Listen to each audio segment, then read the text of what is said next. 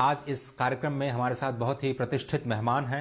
हमारे साथ हैं गोवर्धन पीठ पुरी उड़ीसा के शंकराचार्य श्री निश्चलानंद सरस्वती जी। बहुत बहुत शुक्रिया स्वामी जी वक्त निकालने के लिए और दूरदर्शन पर खास बातचीत करने के लिए। सबसे पहले तो हम यही आपसे समझना चाहेंगे कि किस तरह से भारत अपने प्राचीन उद्भव की स्थिति में पहुंच सकता है, जहां उसे एक धर्म गुरु या विश्व गुरु के रूप में देखा जाता था। कैसे हम अपने प्राचीन संस्कार और सभ्यता की पराकाष्ठा तक वापस अपने देश को ले जा सकते हैं। सनातन परंपरा प्राप्त व्यासपीठ को मौलिक रूप देने की आवश्यकता है। एक दो सनातन धर्माचार्य यदि सद्भाव पूर्वक संवाद के माध्यम से स्वस्थ व्यूहरचना करके उसे क्रियान्वित कर लेते हैं तो सनातन संस्कृति की उद्भावना पुनः हो सकती है। इसके पीछे एक दार्शनिक वैज्ञानिक तथ्य है। इस रॉकेट, कंप्यूटर, एटम, मोबाइल के युग में भी सनातन वैदिक आर्य हिंदुओं का जो सिद्धांत है वह न केवल दार्शनिक अपितु वैज्ञानिक और व्यावहारिक धरातल पर भी एकमात्र उत्कृष्ट है। इस संदर्भ में मैं एक उदाहरण देना चाहता हूँ। श्रीमद् भागवत के चतुर्थ स्कंद के 18वें अध्याय में 3, 4, 5वें श्लोकों का अनुशीलन करें तो भूदेवी गाय का रूप धारण करके पृथु राजा को प्रबोधित करती है। राजन, कदाचित कोई भौतिक उत्कर्ष का ही पक्षधर हो तो भी उसकी बुद्धि की बलिहारी इसी में सन्निहित है कि वैदिक महर्षियों के द्वारा चिर परीक्षित और प्रयुक्त सिद्धांत को क्रियान्वित करे। श्वेता स्वतर उपनिषद ने उद्घोष किया, नान्यः पंथा विद्यते यनाया। हम पूरे विश्व की ओर दृष्टि डालें तो लगता है कि वेद विहीन विधा से विकास को परिभाषित और क्रियान्वित करने के कारण विकास के नाम पर सर्वत्र विस्फोट है। अतः भौतिक धारा में बहने वाला जो भी तंत्र, वर्ग या व्यक्ति है उसकी भी एक प्रकार से लाचारी है कि वह पूरे विश्व को स्वस्थ जीवन देने की भावना से और विस्फोट जो संभावित है या वर्तमान में विद्यमान है उससे सुरक्षित रखने की भावना से वैदिक सनातन महर्षियों के दृष्टिकोण को अपनावे। सबसे पहले आवश्यक है कि कदाचित एक या दो भी आचार्य व्यासपीठ से संबद्ध जो सनातन ज्ञान विज्ञान से संपन्न हैं वो विश्व स्तर पर इस संदेश को प्रसारित करें तो पूरा विश्व हमारे सिद्धांत के प्रति, वैदिक सिद्धांत के प्रति आस्थान्वित हो सकता है। ऐसी स्थिति में हम निर्विघ्नता पूर्वक भारत को भारत के रूप में उद्भाषित करने में समर्थ हो सकते हैं। इसके बाद मैं आपसे ये समझना चाहूंगा कि भारत के उस संस्कार और संस्कृति को बचाने के लिए या उसकी रक्षा करने के लिए संस्कृत एक भाषा के रूप में कितना प्रभावी साबित हो सकती है और संस्कृत भाषा के उन्नयन के लिए और हमें क्या करने की आवश्यकता है। ऐसा है कि हमारे जितने वैदिक वाङ्मय वो तो संस्कृत में ही हैं। लौकिक संस्कृत हो चाहे वैदिक ढंग के संस्कृत हो, संस्कृत को छोड़ करके तो हम विकास के मार्ग पर अग्रसर नहीं हो सकते हैं। मौलिक स्वरूप वेदादि का तो संस्कृत में ही है। किसी भाषा में हम उसका अनुवाद करके प्रस्तुत करते हैं तो हमको संस्कृत को अपनाना ही चाहिए। और एक आपको सुनकर आश्चर्य होगा, जो श्रौत याग होते हैं उसमें यज्ञशाला की परिधि में संस्कृत में ही संभाषण किया जाए तभी सफलता मिलती है, अपूर्व की सिद्धि होती है, यजमान को अभीष्ट फल की प्राप्ति होती है। और एक मैं विलक्षण तथ्य ख्यापित करना चाहता हूँ, भारतीय मनीषियों की दिव्यता। संस्कृत को हम देववाणी कहते हैं। तो देवता की जिह्वा पर प्रतिष्ठित जो वाणी थी, तपोबल से भारतीय मनीषियों ने उसे समझकर कर्षित कर मर्त्य लोक में ब्राह्मणादि की जिह्वा पर प्रतिष्ठित किया। गंगा जी का दर्शन हमको भारत भूमि में होता है। गंगा जी ब्रह्मलोक में सन्निहित थी, उनको तपोबल से कर्षित कर हमारे राजर्षियों ने भारतवर्ष में प्रवाहित किया। यमुना जी भी सौर मंडल में स्थित थी। सरस्वती नदी भी ब्रह्मलोक में ही सन्निहित थी, क्योंकि दार्शनिक और वैज्ञानिक धरातल पर जो जल होता है उसका कारण तेज होता है। हमको गर्मी लगती है तो पसीने की प्राप्ति होती है, तेज से जल की उत्पत्ति है। तो जो भी गंगा, यमुना, सरस्वती ये दिव्य धाराएं हैं वो तो तेजोमंडल सौर मंडल से संबद्ध हैं। ऐसी स्थिति में भारत के महर्षियों की विशेषता थी, चतुर्दश भुवनात्मक ब्रह्मांड में जहाँ जो कोई दिव्य सामग्री थी तपोबल से कर्षित करके भारत में प्रतिष्ठित किया। गोलोक में विहरण करने वाली जो गौएं थी, मर्त्यलोक में भारतवर्ष में उनको उद्भाषित किया। इसी प्रकार देवताओं की जिह्वा पर जो प्रतिष्ठित वाणी थी संस्कृत भाषा, उसको उन्होंने मर्त्यलोक में ब्राह्मणादि की जिह्वा पर प्रतिष्ठित किया। संस्कृत के प्रति हम आस्थान्वित हैं।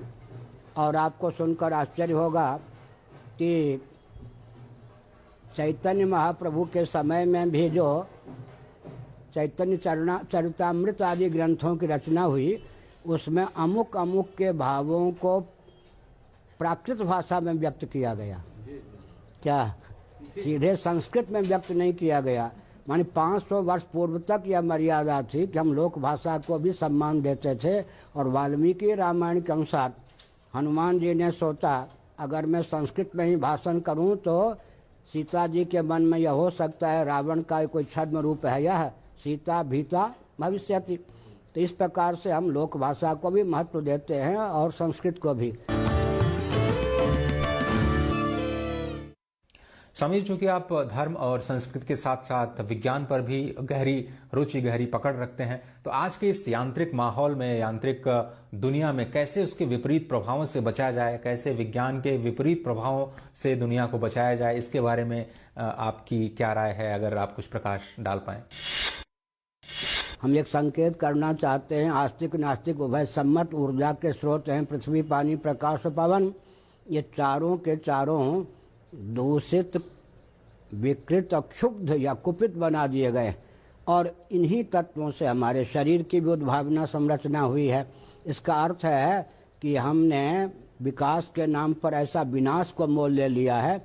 और जिस विनाश के मूल में हमारे मनु महाराज की चेतावनी की उपेक्षा है। मनु महाराज ने चेतावनी दी, मनुस्मृति 11:63 के अनुसार मैं बोल रहा हूँ, महायंत्र प्रवर्तनम, महायंत्रों का प्रचुर आविष्कार और प्रयोग भी होता रहे और कोई भी मान बिंदु सुरक्षित रहे, विकृत होने से बचे, विस्फोटक न बने, कह पाना कठिन है। मान बिंदुओं को विकृत और विलुप्त करना हो तो प्रचुर मात्रा में महायंत्रों का आविष्कार और प्रयोग करें, क्योंकि महायंत्रों का आविष्कार और प्रयोग होता है जब प्रचुर, तब जलधाराओं का विलोप होता ही है, वन का विलोप किया ही जाता है उनके प्रयोग से, महायंत्रों प्रयोग से, पर्वतों का विलोप किया ही जाता है, खनिज पदार्थों का कर्षण किया ही जाता है।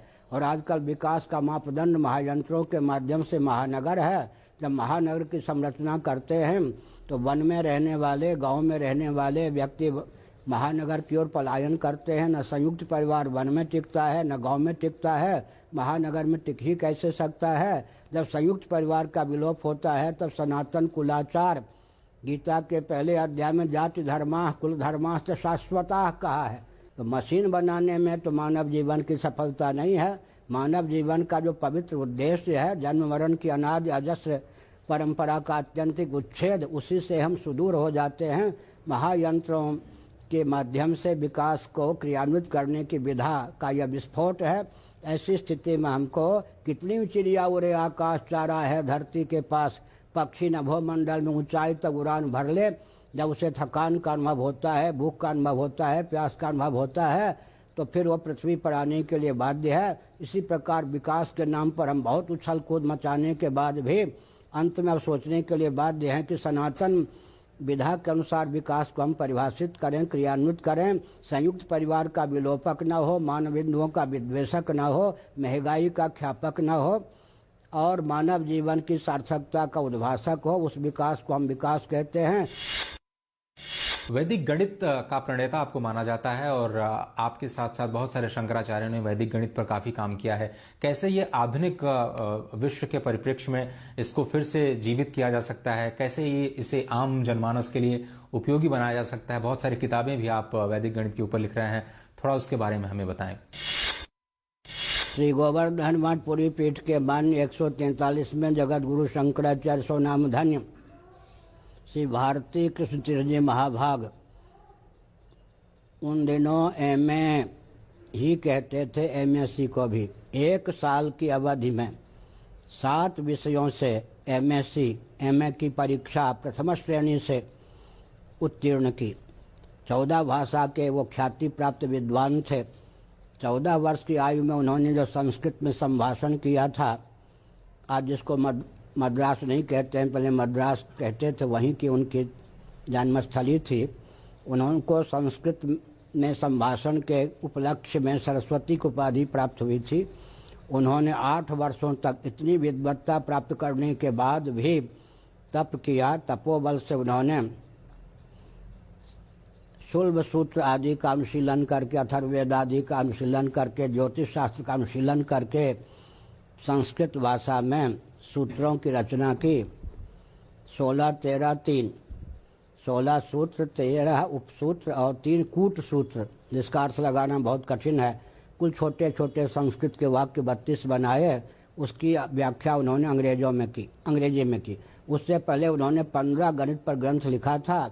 दुर्दैव के दुर्विपाक से उनके वो सब ग्रंथ यत्र तत्र उनके भक्तों के घर में रखे गए थे। दीमक के वो शिकार हो गए।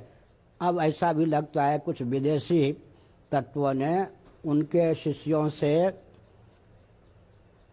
उन ग्रंथों को प्राप्त कर लिया, उसमें समर्थ भी हुए। जो भी हो, उनके जीवन काल में ही उनके द्वारा विरचित गणित के 15 ग्रंथ लुप्त हो चुके थे। मोतियाबिंद की स्थिति में गणित के एक पांडुलिपि जो अमेरिका में छोड़ गए थे, कालांतर में उन्हीं की शिष्या स्वामी नारायण संप्रदाय से संबद्ध मंजुला त्रिवेदी जी ने उसको प्रकाशित करवाया। उनके जीवन काल के बाद में वो ग्रंथ प्रकाशित हुआ। आज विश्व में वैदिक मैथमेटिक्स के रूप में उसकी चर्चा है। भारत में जैसा कि हर उत्तम वैदिक परंपरा से प्राप्त विज्ञान को भी सांप्रदायिक कहकर उपेक्षित कर दिया जाता है, तथापि पूरा विश्व, भारत के बाहर का जो जगत है, वो बहुत उससे लाभान्वित हो रहा है। मैं उसका परिचय केवल 2 वाक्यों में देना चाहता हूँ। कल्पना कीजिए, गणित जटिल विषय माना ही जाता था। बैलगाड़ी या ट्रैक्टर की उसकी चाल थी, तो राजधानी एक्सप्रेस की चाल उन्होंने उन सूत्रों के माध्यम से दी। तो गणित को सरल करने का यहाँ तक उन्होंने प्रतिज्ञा की है। गणित के जो 14-15 विभाग होते हैं सब मिला करके, उन सारे विभागों में ये सूत्र इस ढंग से रचे गए हैं कि सारे विभाग को वो उन्नत कर सकते हैं। सारे विभाग में उन सूत्रों को हम क्रियान्वित करके उत्कर्ष को प्राप्त कर सकते हैं। सुगमता की दृष्टि से वैदिक गणित है। जहाँ तक मेरा प्रश्न है, सुगमता दुर्गमता की ओर ध्यान न देकर सिद्धांत रक्षा की दृष्टि से अब तक मैं समझता हूँ 10 ग्रंथ तो मेरे गणित पर प्रकाशित हैं। उसमें 100 सूत्र लगभग 100 पृष्ठ लगभग वैदिक गणित के 1-2 सूत्र पर ही लिखा गया है। बाकी सब तो गणित में शून्य जो है वो क्या है, भाव पदार्थ है, और स्थान की दृष्टि से प्रथम अंक है, और गणना की दृष्टि से प्रथम अंक 1 है। इसको आधारशिला बनाकर अब तक 10 मेरे गणित के ग्रंथ प्रकाशित हैं। हिंदी में कुछ ग्रंथों का, गणित दर्शन आदि ग्रंथों का स्वस्तिक गणित का भी अंग्रेजी में अनुवाद हो चुका है। कुछ का अंग्रेजी में अनुवाद हमारे मार्गदर्शन में एक महान भाव कर रहे हैं। 3 ग्रंथ अभी कंप्यूटर पर हैं, उनमें 2 ग्रंथ तैयार है। पूरी जाने के बाद संभवतः मैं छपने के लिए दे दूं। इस समय गुरु पूर्णिमा के अवसर पर वो ग्रंथ छप जाएंगे। एक का नाम है शून्य समुल्लास, केवल 33 पृष्ठों में है। अब तक जो 1000 पृष्ठों की सामग्री मेरे मस्तिष्क में 0 और 1 को लेकर है, उसको सारार्थ के रूप में 35 पृष्ठों में केवल व्यक्त किया गया है। अक्षरागमांक मालिका एक ऐसा ग्रंथ भी है कंप्यूटर में, जब भी हम छपने देंगे, उसमें व्याकरण, तंत्र और गणित तीनों को का सामंजस्य साध करके लिखा गया है। भगवत कृपा से, भगवान सूर्य की कृपा से विश्व में एक अद्भुत ग्रंथ होगा। और हमारे एक मान्य शिष्य हैं काशी में, बिंदेश्वरी प्रसाद मिश्र जी, उन्होंने एक बार प्रूफ भी देखा है। तो हमने एक संकेत किया कि इतने ग्रंथ, 3 ग्रंथ अभी कंप्यूटर में हैं, और हमारा विचार है कि वैदिक मैथमेटिक्स विश्व को जिन्होंने दिया भारती कृष्ण जी महाग, उनके ग्रंथ की बृहद व्याख्या भी की जाए। उसके लिए हमने 50 पृष्ठ लिख के छोड़ दिया है। 2 साल बाद संभवतः दाना पानी रहा तो उस ग्रंथ की हम व्याख्या करेंगे। लगभग ऐसा लगता है 2000 पृष्ठों में वो ग्रंथ जाएगा। पूर्वामनाय वैदिकार्ष गणित उसका नाम रखा गया है। इतना मैंने कहा। और अगर आप पता लगावें, हम तो सत्य ही बोलते हैं। ऑक्सफोर्ड यूनिवर्सिटी, कैम्ब्रिज यूनिवर्सिटी के महान गणितज्ञ 2 बार आ चुके हैं मेरे पास। यद्यपि हमारे ग्रंथों का प्रचार प्रसार नहीं है, शासन तंत्र इसलिए हमारे ज्ञान विज्ञान को भी उपेक्षित करता है, क्योंकि हम किसी राजनीतिक दल के नहीं हैं। और आजकल किसी राजनीतिक दल का न होना और ख्याति प्राप्त पद पर प्रतिष्ठित होना एक बहुत विचित्र पहेली है। लेकिन ऑक्सफोर्ड यूनिवर्सिटी, कैम्ब्रिज यूनिवर्सिटी के महान गणितज्ञ 2 बार मेरे पास आ चुके हैं। एक बार उन्होंने बिना किसी सूचना के 90, 90, 90, 30 4 बार में इतना समय लिया, मिनट 90 मिनट, 90 मिनट, 90 मिनट और 30 मिनट। दोबारा वो आए तो फिर 45 मिनट मुझसे समय लिया गणित पर। और उनका यह कथन है, मेरा नहीं, कि विश्व में अगर गणित 1% है तो गोवर्धन मठ पुरी पीठ में 60% गणित है। गणित का केंद्र अगर कोई है विश्व में सबसे उत्कृष्ट तो उसका नाम है गोवर्धन मठ पुरी पीठ। उनके ये वाक्य हैं अंग्रेजी में। और एक उत्तर कोरिया, दक्षिण कोरिया के भी गणितज्ञ अपनी ओर से केवल मुझसे मिलने के लिए उतनी दूर से आए। और एक बार रायपुर में एक गणित सभा का आयोजन था, जिसमें मैं समझता हूँ 3-4 देशों के गणितज्ञ आए थे। और एक पारसनाथ पांडे गणित विभाग के महान विद्वान इलाहाबाद विश्वविद्यालय में हैं। उन्होंने जयपुर में एक गोष्ठी का आयोजन किया था, जहाँ तक मुझे ध्यान है 100 देश के, विश्व में संभवतः 204 देश हैं, 100 देश के गणितज्ञ आए थे, मेरी अध्यक्षता थी। तो इस प्रकार से गणित के क्षेत्र में भी गोवर्धन मठ पुरी का स्थान भगवत कृपा से सर्वोच्च है। और अंत में मैं आपसे यही पूछना चाहूँगा कि आज कल के जो बच्चों में अगर हमें अपने संस्कार डालने हैं तो एक पिता के तौर पर, एक समाज के तौर पर हमें क्या करना होगा जिससे कि हम भारत के निर्माण में अपना योगदान अपने स्तर पर कुछ न कुछ दे पाएं। पुत्र रत्न की प्राप्ति, पुत्री रत्ना की प्राप्ति के लिए बहुत तप करना पड़ता है। बाल्यकाल में, युवावस्था में, बचपन से ही संभावित जो गृहस्थ होने वाले हैं लड़के, उनका जीवन आरंभ से ही संयत रखना पड़ता है। अगर छात्र जीवन में ही जीवन दिशाहीन हो गया तो आगे क्या होगा। फिर एक विचित्र बात है, सनातन धर्म के अनुसार तो हम सदगृहस्थ जो ये हैं, सदगृहस्थ हमारे सनातन धर्मी सदगृहस्थ, वो चाहें तो जगदीश्वर को लाला बना सकते हैं, जगदीश्वरी को लाली के रूप में जन्म दे सकते हैं। इतना तपोबल ना हो तो कम से कम प्रबुद्ध योगा भ्रष्ट कारक कोटि के महापुरुष देशभक्त को भी जन्म दे सकते हैं। बहुत से प्राणी घूम रहे हैं। तो जैसे गुरुत्व युक्त चुंबक में जंग आदि कालुष्य दोषों से विनिर्मुक्त लोहा को खींच लेने की क्षमता होती है और लोहा में चुंबक के प्रति खींच जाने की क्षमता होती है, उसी प्रकार जो सदगृहस्थ दंपति है उसमें जिस कोटि के जीवात्मा को कर्षित करने की क्षमता होती है, उसी कोटि की जीवात्मा को वो लाला या लाली बनाने में, गर्भ के रूप में प्रतिष्ठित करने में समर्थ होती है दंपति। समझ गए ना। इतनी तैयारी हो, इतना आरंभ हो, ऊंची से ऊंची जीवात्मा को, ऊंचे से ऊंचे जो ऋषि कोटि के, मुनि कोटि के जीव हैं और जो पितृ लोक में, देवलोक में पुण्यक्षय हो जाने के बाद अब जन्म लेना ही चाहते हैं, उनको जन्म देने में समर्थ अगर गृहस्थ होते हैं तो उच्च कोटि की संतान को जन्म देते हैं। और जन्म भी ले लें तो आप मार्कंडेय पुराण में देखिए, वहाँ पर जो एक माता मदालसा ने अपने बच्चों को लाड़ प्यार देकर जीवन मुक्त बना दिया, नैतिक बना दिया। शुद्धोसी बुद्धोसी निरंजनोसी संसार माया परिवर्जितोसी। यद्यप मार्कंडेय पुराण का यह वचन नहीं है, लेकिन मार्कंडेय पुराण का अभिप्राय है। तो बच्चों में कुसंस्कार न हो, इसके लिए इतनी सावधानी बरती जाती है। और अंत में एक संकेत और करना चाहता हूँ, माँ का प्रभाव संतान पर पड़े बिना नहीं रहता, पिता का प्रभाव पड़े या न पड़े। महाभारत आदि में क्षेत्र और बीज के समान माता और पिता को माना गया है। दोनों उन्नत हों तो फिर क्या कहना।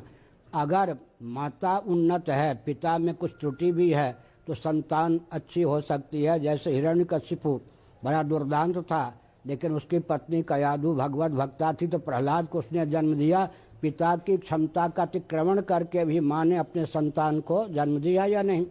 लेकिन उसी के हिरण्यकशिपु के पिता श्रोत्रिय ब्रह्मनिष्ठ कश्यप ऋषि, लेकिन उसकी जो माता थी दिति पतिव्रता होने पर भी प्रदोष काल में संयम का परिचय न देकर पति को स्पर्श करने के लिए बाध्य किया।